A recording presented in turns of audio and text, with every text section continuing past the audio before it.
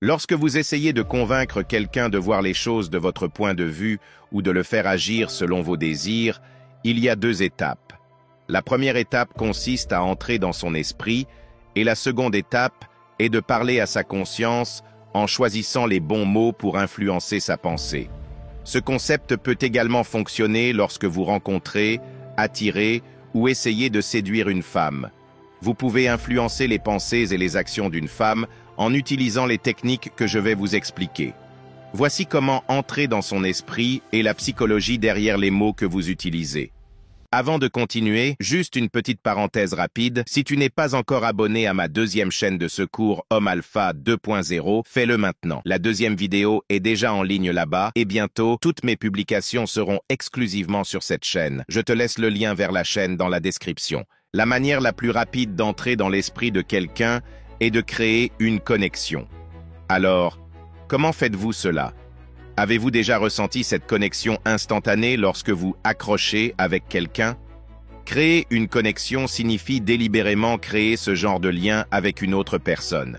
Il est plus facile de convaincre quelqu'un avec qui vous êtes connecté que d'essayer de convaincre quelqu'un avec qui vous ne l'êtes pas. Votre cerveau traite constamment et inconsciemment une grande quantité d'informations sur les gens. Une part importante de ces informations est non verbale et concerne des éléments tels que les expressions faciales et le langage corporel, comme la façon dont une personne s'assoit, marche et bouge. Nous allons donc nous concentrer maintenant sur les messages non-verbaux. Pensez au corps humain en trois parties: la tête, le corps et les pieds. Ces parties envoient des messages non-verbaux aux autres. Créer une connexion avec quelqu'un repose sur l'idée que ce que fait votre corps influence ce que vous ressentez à l'intérieur. Vous pouvez comprendre ce que les gens autour de vous ressentent en observant leurs mouvements corporels et faciaux, puis en copiant ce qu'ils font, vous pourriez commencer à ressentir ce qu'ils ressentent. Cela se produit parce qu'il existe un lien entre votre corps et votre humeur. Avant d'essayer cela avec les autres, voici un moyen simple de voir comment cela fonctionne. La prochaine fois que vous marchez, essayez ceci. Marchez la tête haute, regardez la ligne d'horizon, les toits des bâtiments ou les cimes des arbres pendant quelques minutes. Souriez en marchant, même si le sourire n'est pas authentique. Ensuite, marchez avec la tête baissée, regardez le sol, ralentissez votre rythme, mettez vos mains dans vos poches et traînez des pieds. Marchez ainsi pendant quelques minutes et remarquez comment votre humeur change entre ces deux façons de marcher. Tout ce que vous avez fait, c'est changer votre posture, n'est-ce pas? Vous n'avez pensé à rien de particulièrement heureux ou triste pour vous sentir bien ou mal, tout était lié à la façon dont vous teniez votre corps.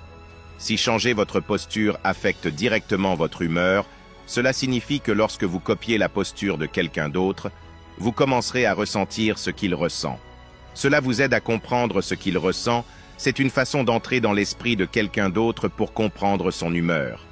Il est alors temps d'ajuster votre propre humeur à la sienne pour que vous puissiez créer un lien. Il est facile d'adapter vos sentiments à l'humeur de quelqu'un une fois que vous avez observé sa posture. Faites une pause et définissez l'humeur que vous avez remarquée. Par exemple, ennuyé, heureux, triste, curieux, enthousiaste, calme ou nerveux. Maintenant que vous avez nommé à la fois votre humeur et celle de l'autre personne, vous avez tout ce dont vous avez besoin pour vous ajuster selon les besoins. Alors, comment changer l'humeur de quelqu'un? Choisissez quelqu'un que vous voulez observer. À ce stade, assurez-vous qu'il s'agit d'une personne agréable avec qui vous n'avez pas de lien sérieux, comme la caissière du supermarché, votre voisin ou quelqu'un dans l'ascenseur. Vous n'avez pas besoin de choisir vos proches ou vos amis proches.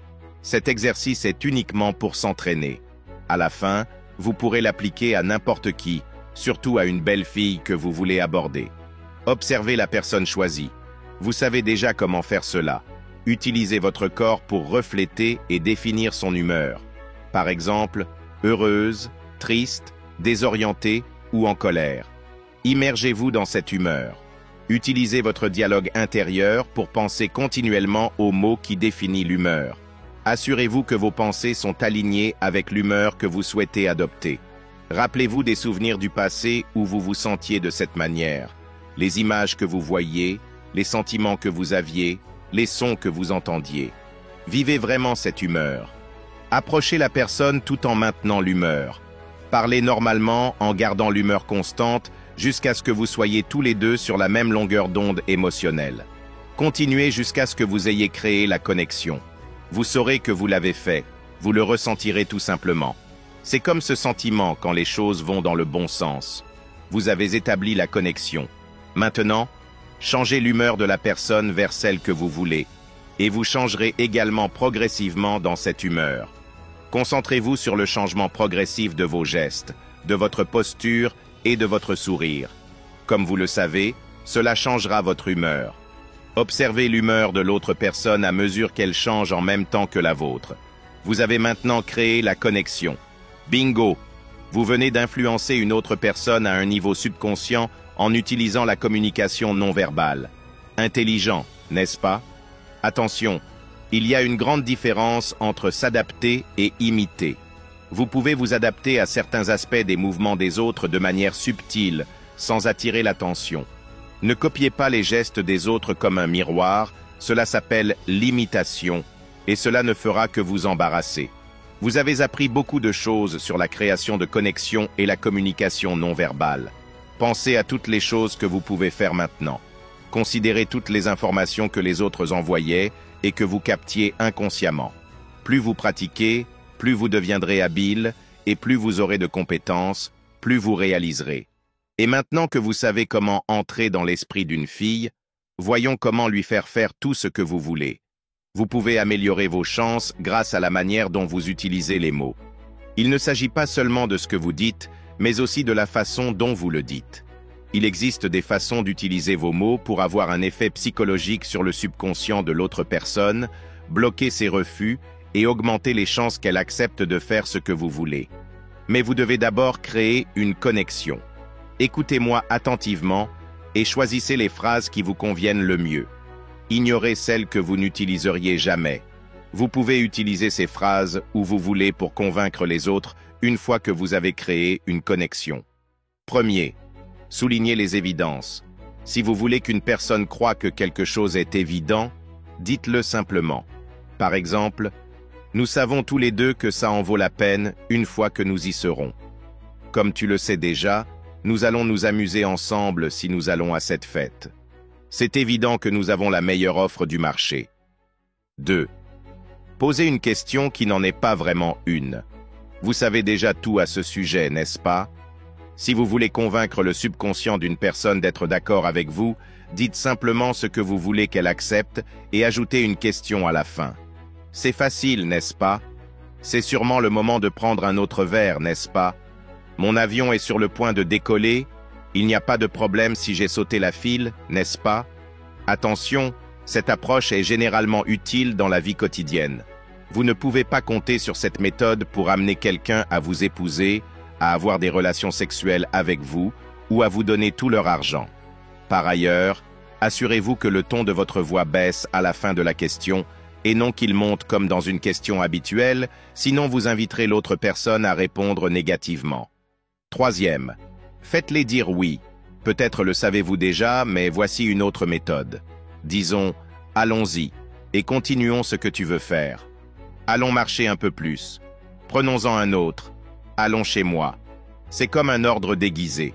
Compare cela avec « devrions-nous marcher un peu plus ?»« Devrions-nous en prendre un autre ?»« Devrions-nous aller chez moi ?» Ces questions permettent aux autres de refuser plus facilement. Plus tu fais dire « oui » aux autres, plus il est probable qu'ils continuent à dire « oui ».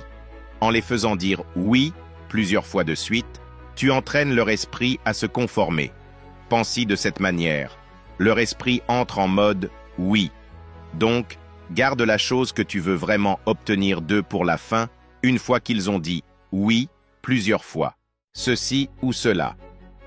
Dois-je vous apporter un cocktail pendant que vous attendez ou préférez-vous un verre de vin? A dit le serveur. La raison pour laquelle cela a fonctionné, c'est parce qu'il m'a offert 2 options, toutes 2 lui convenant. Le seul choix qu'il a offert était entre un cocktail et du vin. Il n'a pas demandé si je voulais boire de l'alcool ou non. Une manière astucieuse de poser la question, même avant de demander si tu veux de l'eau ou du vin, rouge ou blanc.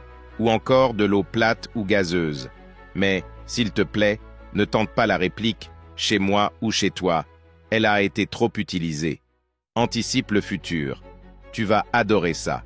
Dis-leur simplement comment tu t'attends à ce qu'ils réagissent à quelque chose en leur disant qu'ils vont réagir de cette manière. Je sais que tu seras ravi à ce sujet.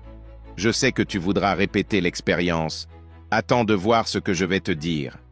Je sais que tu seras impressionné. Saut logique. Utilise le mot « donc » ou la phrase « cela signifie que » pour établir une connexion entre deux concepts, une connexion qui peut ou non exister. Le premier concept est toujours vrai. Le second, celui avec lequel tu fais la connexion, est celui que tu veux que les autres acceptent. Par exemple, tu regardes cette vidéo, c'est vrai. Cela signifie que tu l'aimes, peut-être vrai, et je l'espère vraiment. Ou, nous sommes ensemble depuis 3 mois, donc je dois être sérieux à propos de cette relation. J'ai travaillé dans cette entreprise pendant 3 ans, et j'ai prouvé ma loyauté. Cela signifie qu'il est temps d'agir et de discuter de ma position dans l'entreprise et de mon salaire. Et je sais que tu pourrais penser que je me suis écarté du sujet. Mais ce que tu apprends dans cette vidéo n'est pas nécessairement limité aux objectifs. C'est quelque chose que tu peux appliquer à toutes les sphères de ta vie. Ordre et ordre. Réfléchis-y et appelle-moi. Le premier commandement est celui que tu veux vraiment que l'autre personne suive. Mais si tu le suis immédiatement avec un autre commandement dont tu es sûr qu'il sera suivi, la personne n'entendra que le second et suivra généralement le premier sans se poser de questions. Il est tard et tu es fatigué, sors les poubelles et viens te coucher tôt. Viens chez moi pour rêver, et tu pourras tout me raconter. Je ne devrais pas te dire ça, mais cette approche crée un sentiment de loyauté et de confiance. Elle fait que les autres se sentent spéciaux et les encourage légèrement, à un niveau subconscient, à te traiter comme un cas spécial et à te considérer comme leur confident. Mais il arrive toujours en retard au travail, mais il est bon dans ce qu'il fait. Contre, il est bon dans ce qu'il fait, mais il arrive toujours en retard au travail. Quelle est la différence entre ces deux déclarations? Tu accordes le plus d'attention à ce qui suit le mot « mais ». C'est ce que tu veux mettre en avant. Par exemple, je sais que je n'ai pas beaucoup d'expérience dans ce domaine, mais j'ai prouvé dans le passé que je peux m'adapter rapidement à de nouveaux environnements. Tu es un type sympa, mais tu n'es pas mon genre. Je t'aime bien, mais je me sens mieux sans partenaire pour le moment. La question idéale. Que veux-tu idéalement? Que vois-tu idéalement? Que voudrais-tu idéalement qu'il se passe? Quel serait le résultat idéal? Formule ta propre question en utilisant les mots « idéal » ou « idéalement ». Cette question a un grand impact car elle pousse les autres à dire la vérité sur ce qu'ils veulent. Elle les empêche de penser à ce qu'ils ne veulent pas. Les mots « idéal » ou « idéalement » obligent les autres à créer des images de choses parfaites dans leur esprit plutôt que des choses qu'ils considèrent possibles. Visualiser ces choses parfaites a un effet fantastique sur leur humeur et te donne toutes les informations dont tu as besoin pour pouvoir les influencer. Dis-le sans le dire. Il existe des façons d'exprimer ton point de vue et de créer des images dans l'esprit des autres sans que cela ne semble intentionnel. Je ne peux pas te dire de le quitter. La décision doit être la tienne. Je ne serai pas celui qui te dira que tu as tort. Je ne veux même pas penser au stress que tu ressens en ce moment. Je ne veux pas que tu t'inquiètes pour moi, je vais bien. Tout ce que tu as à faire, c'est d'exprimer ton point de vue en disant que tu ne le fais pas. Tu peux aussi donner des ordres en disant à l'autre personne de ne pas faire ce que tu veux qu'elle fasse. Ne t'inquiète pas de me rembourser ce que tu me dois. Oui signifie non. Je pourrais venir si tu veux. C'est une manière d'offrir de faire quelque chose que tu ne veux pas vraiment faire. Par exemple, je pourrais te raccompagner chez toi si tu veux. Je pourrais le faire si tu veux. Ce n'est pas important, mais ça l'est. Je sais que tu ne tiendras pas compte de mon conseil, mais je m'inquiète pour ton style de vie malsain.